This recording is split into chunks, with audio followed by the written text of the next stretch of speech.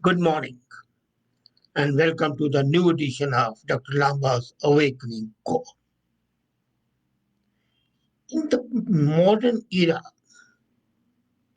Chinese have emerged as the most, shall I say, willing or shall I say, cunning people. And their art of war is no longer the art of war, it's the art of winning.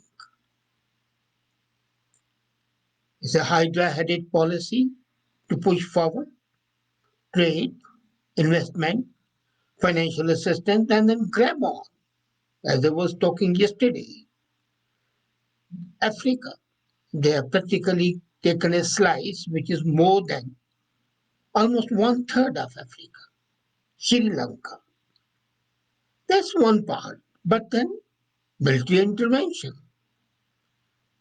putting fear in the people's mind and the government's mind, sending your naval ships, showing your military might, fine. Or sometimes indulge in bioterrorism as well as in cyber crime. But there's another insidious aspect of their war, and that's a cultural war, conditioning the mind of the people, especially the younger generation. And in fact, they are setting up Confucius institutes devoted to spreading the ideas of Confucius. That's a great idea. That do they spread only the concept of Confucianism? No. In fact, these institutes are China's Trojan horses to instill love and affection for Chinese and also to condition their minds and to control their reflexes that they are pro Chinese. This movement was started way back in 2004. And today, Confucius Institutes are a global phenomenon. They have more than 9 million students. Total number of Confucius Institutes is 541, and they are in 162 countries, including USA, Canada, India, and whatnot. And that's the official data. Unofficially, there might be more. In USA, some universities have closed their institutes for their insidious activities, and others who have shut down these institutes are in Denmark, in Netherlands, in Belgium, and in France. But still, 541 institutes in 162 countries is the number. If the total number of the countries is 200 and in 162 countries, they are conditioning the mind of the people. You can well imagine that having a global empire is not very difficult. And according to the official estimates of National Security Agency, there are at present in USA 47 institutes. These are called private educational institutes, the China institutes, the Confucian institutes. They are at from K-12 public school level to the universities. And in Japan, there are 14 institutes. In Canada, there are 12. Two have been shut down, but out of 12. In India, there are three. Vellore Institute of Technology, Lovely Professional University in Jalandhar, and University of Mumbai, as well as in Calcutta, the School of Chinese Language. Now, these institutes have been controlled by an organization called Harbin. And Harbin website is clearly states that it is controlled by the Chinese government and the Communist Party. So these institutes have a clear mandate that go beyond the soft power and cruising global respect for Chinese culture and civilization.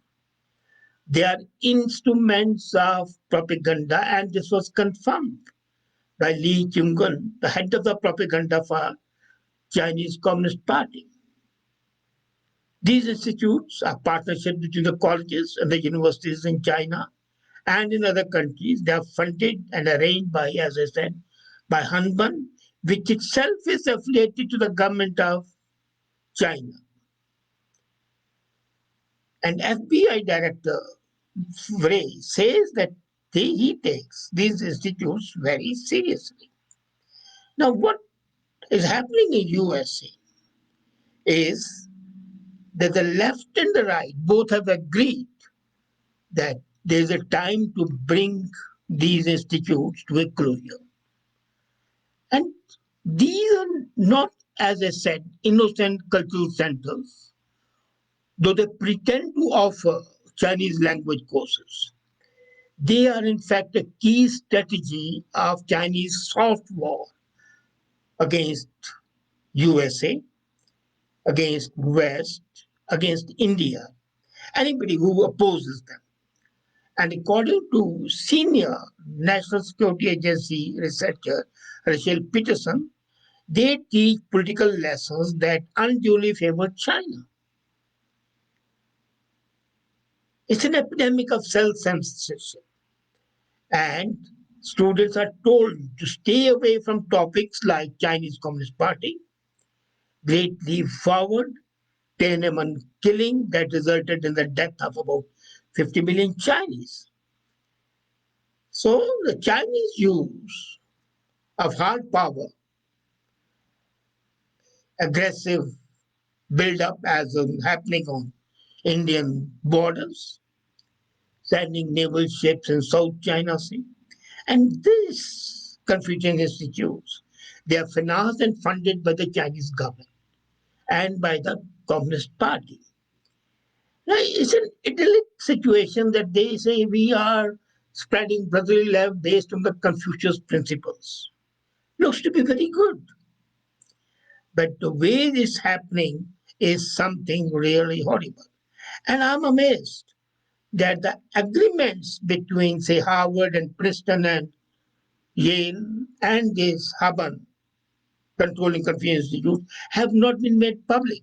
And now FBI director has very clearly said that he wants these contracts between the American universities and Haban made public. As a matter of fact, one university in USA went as far as to forbid and National Security Agency Rachel Peterson from visiting the campus. They said no. And these institutes cover all expenses of classes, offer scholarships, and invite them to study in China. But the study is only about the way they control their minds. So, with such financial incentives, you usually find it hard to resist greed of the universities, of the colleges, and the governments. Overcomes them. And these institutes would never discuss human rights violation, Taiwan issue, Tibet issue. So, as Peterson says, they develop a generation of American students with selective knowledge of a major country and a major adversary. And the same, as I said, is happening in India. Three institutes openly, four more under a different name but having the same affiliation. They pretend now. There is a curious conundrum. France has Alain Francaise, Germany has Goethe Institute, British have the British Council. But they are not a propaganda machine. There was a research done by National Security Agency in 2017, and that recommendation was that all universities must close their Confucius institutes right away. Columbia University Global Center in Beijing feared that it will upset the Chinese. Now imagine it if it's an educational institution being funded by some people to promote the Chinese culture and to close it down. Why should the government be offended? And so much so that North Carolina State University cancelled a visit by Dalai Lama so that he does not tell the reality of Tibet. And Confucius Institute objected to that. And the plea was that China is a major trading partner of Northern Carolina.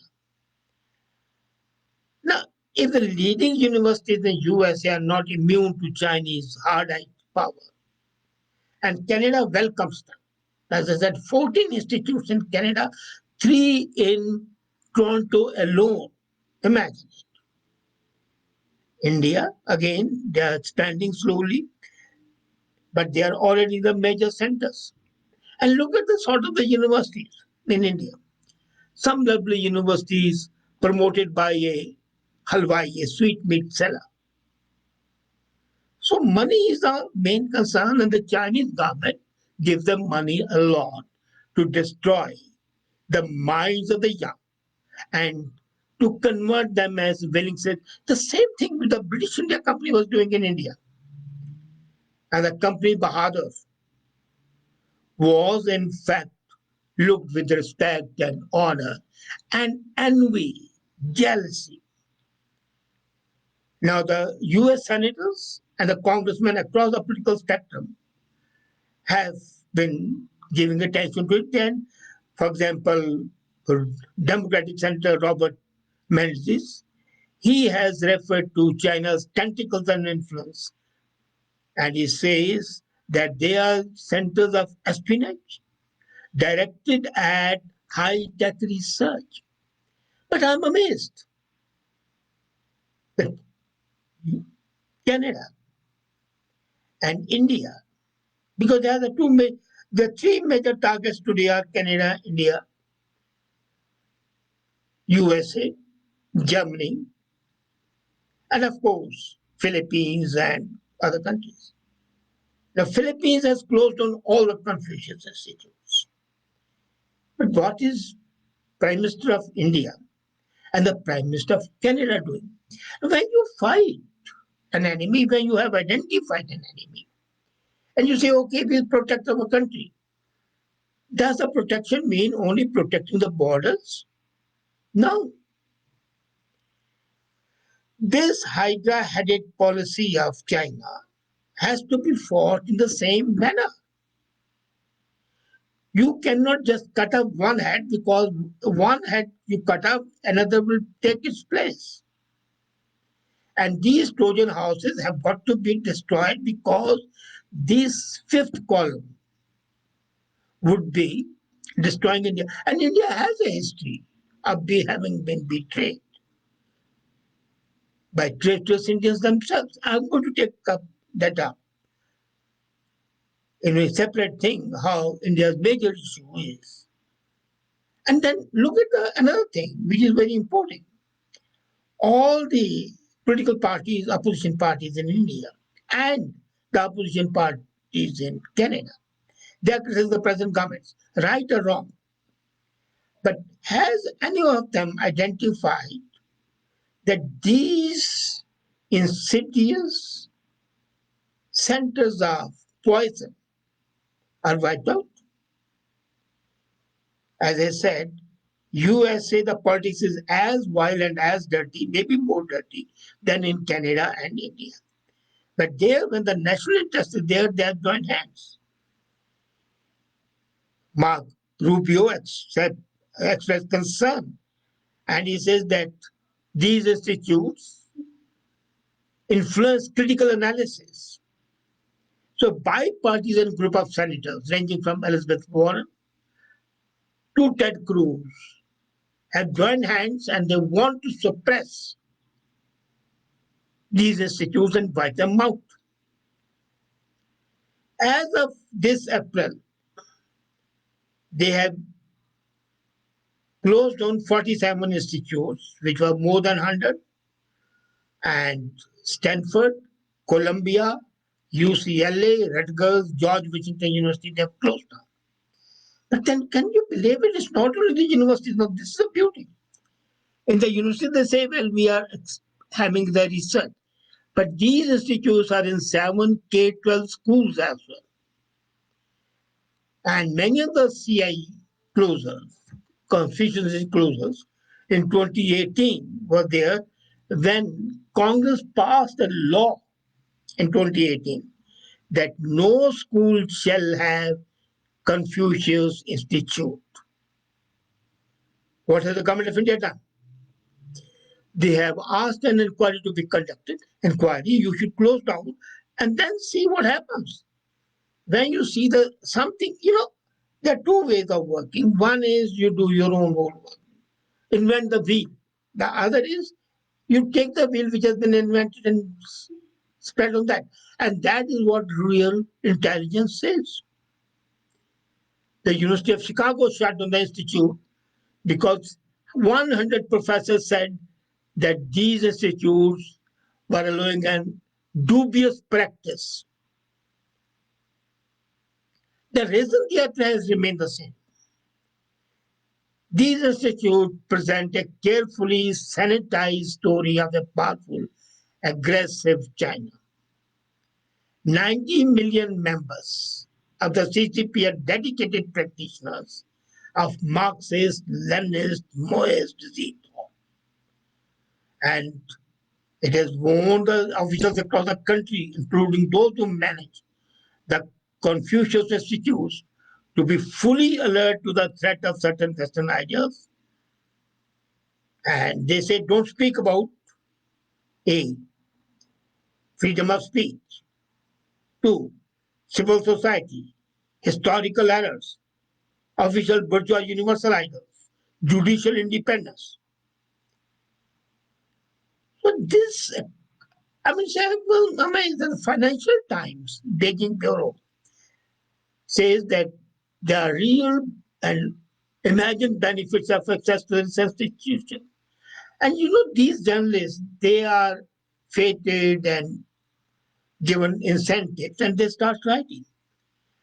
Later on, when the research is done, why is it that the moment you enter a Confucius Institute, you are told you will avoid 3 T's. And what are those T's? 3 T's. Taiwan, Tibet, and Tiananmen. Now, Tiananmen was a place where the cultural evolution was crushed. Taiwan and Tibet. So, regardless of the brand reports, according to the FBI, these institutes fulfill the Chinese government goal of maintaining outposts on the land of the other countries. So it is a responsibility of the government of India, is a responsibility of the government of Canada to see that these insidious, harmful institutes are closed down. Now, what will Biden administration do? According to Bray, he has very clearly told Biden administration that they must be closed. And if you remember history 2000 years back, the besieging Greeks tricked their way into the city of Troy with a gift of a giant wooden horse, the Trojan horse, and they are hidden the soldiers. And when the Trojans were celebrating a victory, they opened the gates, let in the Greek army, and destroyed Trojan. The Confucian institutes are the modern equivalent of a Trojan horse, seemingly very benign, useful, seemingly apolitical, but committed to shaping our understanding of an authoritarian adversary to undermine our national, our civil, and human status. What comes to the matter, the Confucius Institute says that the governments are wary of taking concerted action. Some action has been taken, as I said, in USA, France, Netherlands, but you need a global action. And last week, which was Biden's third in the Oval Office, third, it appeared that he was tossing out yet another Trump administration proposal, and that was establishing requirements for student and exchange visitor program. Certified schools should disclose agreements with the Confucius Institute. So Trump had signed this order, and Biden said no. The agreement need not be disclosed. So is this acceptable? And then there's a report, and the report from ICE, and ICE says that these are basically the conduits even to the drug smuggling and other nefarious activities. And that report from ICE strikes a nerve. The White House spokesman quickly told Voice of America that the assertion of Biden administration to withdraw the draft rule is false. So they say, no, we are not going to withdraw the rules. The order of Trump would stand. But then White House hasn't still come out what it proposes to do. The PMO in Canada and PMO in India, they have also not come out how they plan to fight this war, which is as important, if not more important, as the war on the borders. To be clear, the institutes are influence operators. That Hanban, the Chinese entity which runs the institutes, reports to the government and reports to the party. It cannot be compared to British Council, Gate Institute, Cervantes Institute of Spain, or Alliance Francaise. No. And can you believe Hanban is governed by a council that is chaired by a member of the political bureau, Vice Premier Lee Yodong? So it's clearly a government sanctioned way of controlling the minds of the young people. And the sooner you act on it and destroy these Trojan horses, the better will be for all of us, for the humanity, and for the global order. Any delay can be a disaster. Thank you.